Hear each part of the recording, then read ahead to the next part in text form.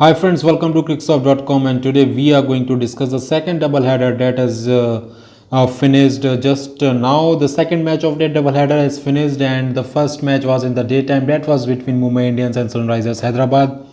So we will discuss both the matches, and the second match was the more interesting, and more fans were looking to see to how the Chennai Super Kings will respond after three defeats, and they have responded very well, and they have just gave a splendid performance by chasing 178 runs by not losing any wicket. Yes, you heard it right. CSK has not lost any wicket in the chase. They chased 178 runs. They made 181 runs without loss of wickets, and that means that they have won this match by 10 wickets. That doesn't happen very often. So very confidence boosting for Chennai Super Kings fans, because after three defeats in the last three matches, the fans were very down, and the team was down. A lot of talk on the Dhoni's strategy, and Dhoni's was not firing that much. Dhoni also accepted in the post-match presentation that he was hitting too hard, and he should have timed the ball. So all this talk was going on. Three defeats was not looking good for the team who has made in the playoffs every time, kind of. So they needed a win, a very good win, a good win by a lot, a win by a lot of margin, and they have just got this in this match. So the first match was between Mumbai Indians and Sunrisers Hyderabad. Mumbai Indians started batting first, and that match was on the Sharjah cricket ground. And as we all know, the Sharjah is like a death pitch for the bowlers. It's like a cremation ground for bowlers because they don't get any help from the surface. The boundaries are very short, and it's very hard for the bowlers to just restrict batsmen, because anything you just do an extension of hand is going to like clear the boundary. So really tough day for the bowlers when the match is in the Sharjah, and that happened today also. Mumbai Indians got to 208 runs with the scores among with the players among runs was Deacock, who had a silent bat in the matches played so far, but he made 67 runs. So that also a very good news for Mumbai Indians, that Deacock is back in his form. Surya Kumar Yadav also got some runs, and then there were contributions from every batsman: Ishan Kishan, Hardik Pandya, Pollard, and in the last, Krunal Pandya making 20 runs of the four balls, giving Mumbai Indians 208 runs, and that you can say that it's a good score, but nothing is, you can say, is defendable on the Sharjah cricket ground. So 208 runs, Mumbai Indians would have thought that they are like 10 or 20 runs short, and Sunrisers Hyderabad knew that if they can get some partnership going, 208 runs is very much chaseable in the Sharjah cricket ground. So Johnny Bairstow, who has been a flop player for the Sunrisers Hyderabad, but he's a quality batsman.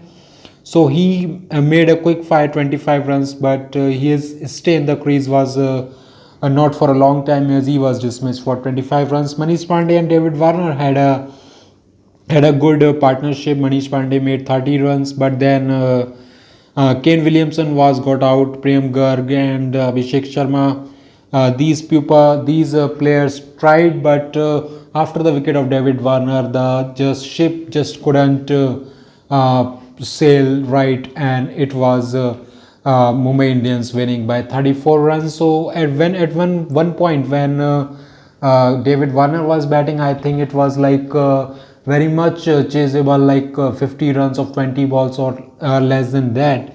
But a super catch by Ishan Kishan got rid of David Warner, and with the wicket of David Warner, it was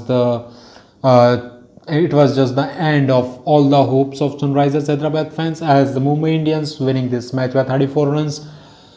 So that was the first match. Pretty much good comprehensive win. Mumbai Indians got to the top of the table, equaling Delhi Capitals in the number of points, but their net run rate is better than Delhi Capitals, and they are at the top of the table. So that's a good start for defending champions. The start was not good. They were defeated against CSK, but they have bounced back and now they are at the top of the table.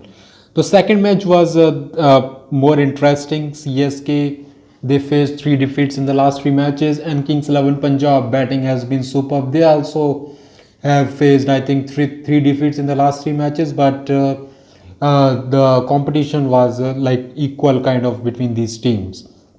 So Kings XI Punjab started batting first and they made 178 runs. They had the contributions from the names you can guess very easily.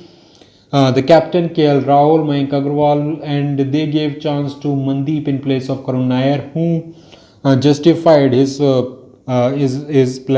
spot in playing 11 by making 27 runs. Kings XI Punjab could have finished better, but then those two wickets by Shardul Thakur in the consecutive deliveries of Pooran and Rahul really kind of stopped that momentum, and CSK knew that they have restricted Kings XI Punjab to the less 10 or 20 runs, and 178 runs is very much chaseable.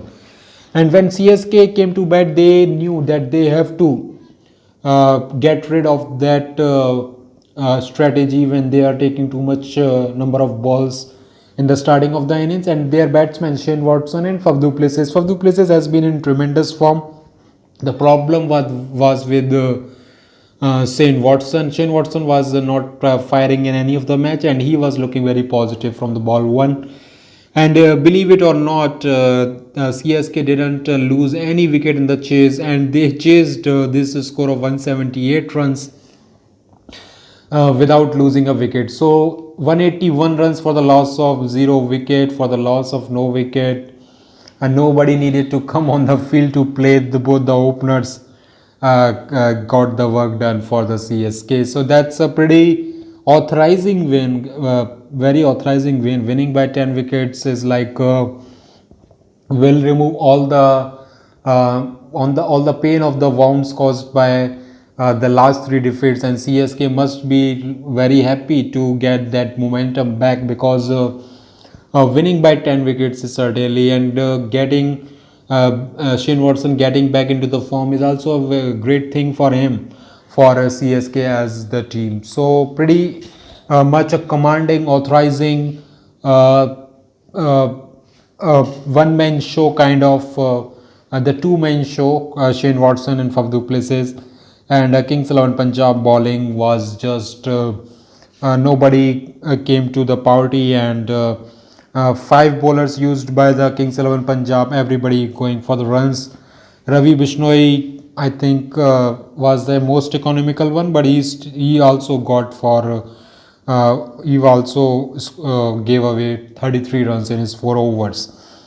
So that was pretty much today's double header was about CSK winning by 10 wickets and Mumbai Indians uh, reaching to the top of the table. So do let us know in the comments how you made of this match, particularly between CSK and Mumbai Indians, as everybody was thinking that just drop the Watson already, and CSK is like old man, old lot of 35 plus people. It's like no youngster is there, and they don't have the firepower in them to beat any team, but they have announced their return, and with with Mahendra Singh Dhoni as captain, you expect that the team was going to make a comeback, and they did in a tremendous fashion by winning by 10 wickets. So that was for today's double header. Do let us know in the comments how you think of CSK as of now, and what changes Kings XI Punjab must do to have a good IPL 2020. Because as of now, this is looking Kings XI Punjab is playing good cricket, but not that good enough to cross over the line and winning the matches. So nothing is done until you win the match. So that is a problem for Kings XI Punjab. They have been playing great. They have been playing very good. The openers are firing, Mayank Agarwal and captain KL Rahul, who is playing little slow, but still he is getting runs.